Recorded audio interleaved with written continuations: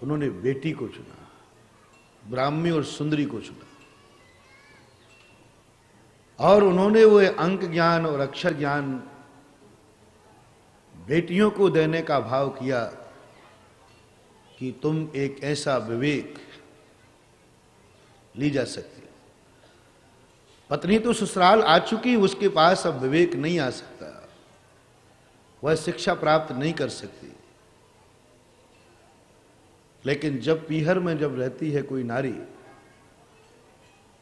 जब वो कन्या रहती है, उस समय उसके अंदर ज्ञान जागृत किया जा सकता है और उस समय उसकी शक्ति को उजागर किया जा सकता है और वो उस समय ढल सकती है, क्योंकि उस समय नारी के ऊपर किसी का दबाव नहीं रहता। पत्नी बनने के बाद एक कठपुतली बनना पड़ता है। रैकी का प्रभाव जब पड़ता है, जब उस रैकी की वह स्वीकार करे, मालिक बने। एक व्यक्ति ने मेरे ऊपर रैकी की, मुझे तकलीफ थी, उसका कोई प्रभाव नहीं हुआ। बोले महाराज मैं अपनी इस रैकी से इसी बीमारी को बहुत लोगों को दूर कर चुके, लेकिन पता नहीं आज क्या हो गया। मैंने कि तुम व्यर्थ में पहाड़ से सिर फोड़ रहे हो। आशीर्वाद का एक रूप है रैकी, और तुम बड़े को आशीर्वाद देना चाह रहे हो। बड़े से आशीर्वाद लिया जाता है, दिया नहीं जाता। गली मत रही अभी तुम्हारी, अभी भी चेत जाओ, नहीं तो तुम्हारी रैकी भस्म हो जाएगी, सदा सदा के लिए तुम्हारे पास से चली जाएगी। रैकी का अर्थ होता है अपने अधीनस्थ को संमोहित कर लेना, उसको उस रैकी के माध्यम से उसकी ऊर्जा को अपनी ऊर्जा से समन्वित करा देना। वो कमजोर के साथ होता है। इसलिए आशीर्वाद जब दिया जाता है, छोटों को दिया जाता है। वे आशीर्वाद से इतने आनंदित हो उठते, इतने आनंदित हो उठते हैं कि वे दुख भूल जाते हैं। तो मैंने कहा कि तुम व्यर्थ में प्रयास कर रहे हो। आज से कभी भी अपने से बड़ों को रैकी मत करना, साधु को रैकी मत करना, क्योंकि तुम उसके अधीनस्थ होकर के तुम क्या रैकी करोगे। शिष्य गुरु को आशीर्वाद देने की बात सोचे और कहे मैं इनके अधीन हूं। इसी प्रकार नारी पुरुष के अधीन हो जाती है। वो नारी अपना कोई भी प्रभाव दुनिया में नहीं दिखा सकती। वो अपनी सारी शक्तियां एक पुरुष को सौंप चुकी है, उसको स्वामी कह चुकी है, मालिक कह चुकी है, गार्जियन कह चुकी है। हमारी जिंदगी तुम्हारे हाथ में है। वह असमर्थ हो चुकी है, वह कुछ भी नहीं कर सकती। जब जब नारी किसी भी अधीनता स्वीकार करेगी, उसकी शक्तियां समाप्त हो जाएगी। हमारे शास्त्रों में आया कि एक नारी बहुत बड़ी शक्तिशाली थी, कन्या थी। मथुरा का युद्ध छिड़ा हुआ था।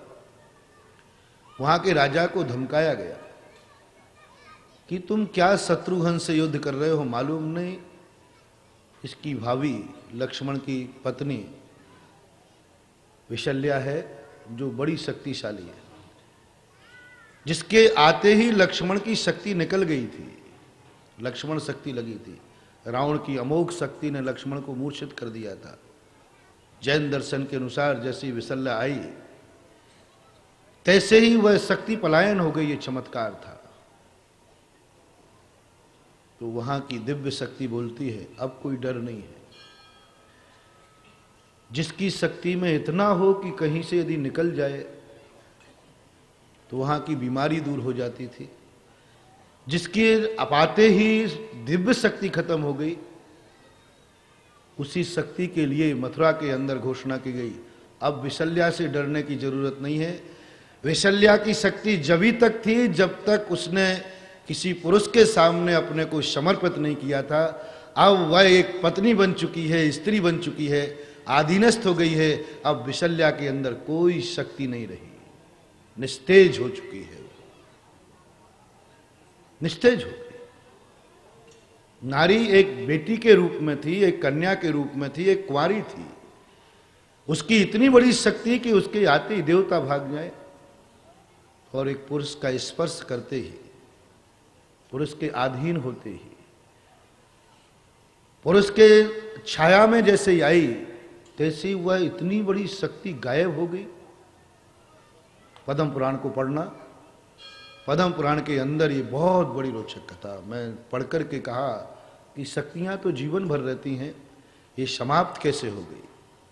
लेकिन जो रविशरण आचार्य महाराज ने लिखा बहुत बड़ा मार्ग, कि वह स्त्री जब तक ही पवित्र है, जब तक ही शक्तिशाली है, विवेकवान है, जब तक वो किसी के अधीन नहीं हुई है। जैसे ही विशल्या ने लक्ष्मण की अधीनता स्वीकार की, लक्ष्मण की पत्नी बनी, तैसे ही उसकी संपूर्ण शक्ति समाप्त हो गई, क्योंकि अब वो भोक्ता नहीं बनी, भोग्या बन गई, भोक्ता नहीं। इसलिए ऋषभदेव ने कहा कि पत्नियां भोग्या हैं, इनके अंदर ज्ञान और विवेक नहीं जागृत हो सकता। इनका तो एक ही काम है, अपने भोक्ता को प्रसन्न करना, अपने भोक्ता की छाया प्राप्त करना, अपने भोक्ता के माध्यम से अपनी जिंदगी को सुखी करना, स्वयं की शक्ति को समर्पित कर देना, क्योंकि वो भोग्य बन गई है, अधीनस्थ हो गई है। और बेटी कन्या जो होती है वो उस समय भोग्या नहीं है, भोक्ता है। उस समय वो किसी के अधीन नहीं है। पिता की अधीनता अधीनता नहीं कहलाती, गुरु के चरणों में अधीन हो जाना गुलामियत नहीं कहलाती। इसी प्रकार माँ बाप की जो शक्ति होती है वो गुलामियत नहीं होती, वो तो एक बहुत बड़ी श्रद्धा और भक्ति होती है। इसलिए ऋषभदेव ने कन्याओं को चुना कि तुम्हारे लिए मैं ज्ञान देता हूं, तुम्हारे लिए मैं एक ऐसी विद्या देता हूं जिसके माध्यम से तुम इस अवस्था में एक बहुत बड़ा विवेक जागृत कर सकती हो। जो काम तुम्हें कल आएगा, आज नहीं, कल आएगा। लेकिन वो विवेक, वो ज्ञान इतना जागृत हुआ, इतना जागृत हुआ कि वे दोनों पुत्रियां भोक्ता थी, भोक्ता ही बनी रही, भोग्या बन ही नहीं पाई। मैं आपकी बेटी को ब्राह्मी और सुंदरी नहीं बना रहा हूं, लेकिन आपकी बेटी के लिए एक ज्ञान और विवेक, इस बढ़ते हुए भौतिक और विज्ञानवाद में आध्यात्मिक चेतना तुम्हारे अंदर से मैं कल्पना नहीं कर सकता, क्योंकि तुम एक कठपुतली हो एक पुरुष की। पुरुष जो चाहेगा वो तुम्हें करना पड़ेगा, जो पहनाएगा वो पहनना पड़ेगा। मैं किसी स्त्री को, किसी पुरुष की स्त्री को बदलने का अधिकार कैसे कर सकता हूं? घर में झगड़ा हो जाए, तलाक हो जाए, जिंदगी टूट सकती है। चाहे तो पुरुष तुम्हें विपाशा भी बना दे, और बन रही है। विपाशा एक बहुत बड़ी आपकी हीरोइन है जो जग में प्रसिद्ध है, दुनिया मानती है। वो पुरुष का अधिकार है, विपाशा भी बनाए, कुछ भी बनाए, लेकिन एक बेटी, एक कन्या की जब शुरुआत होती है उस समय उसको विपाशा न बनाए, उस समय उसको भौतिकता का, विज्ञान का, कंप्यूटर का सारा ज्ञान दें, लेकिन कम से कम उसको एक अध्यात्म चेतना दें कि तुम उस ब्राह्मी और सुंदरी के पद पर हो। तुम्हारा वो ब्राह्मी और सुंदरी का रूप है, जैसा जहां ऋषभदेव ने तुम्हें भरत चक्रवर्ती और बाहुबली बेटे से बढ़कर के भी ज्ञान का पात्र माना था। और वहां से यदि हम शुरू करते हैं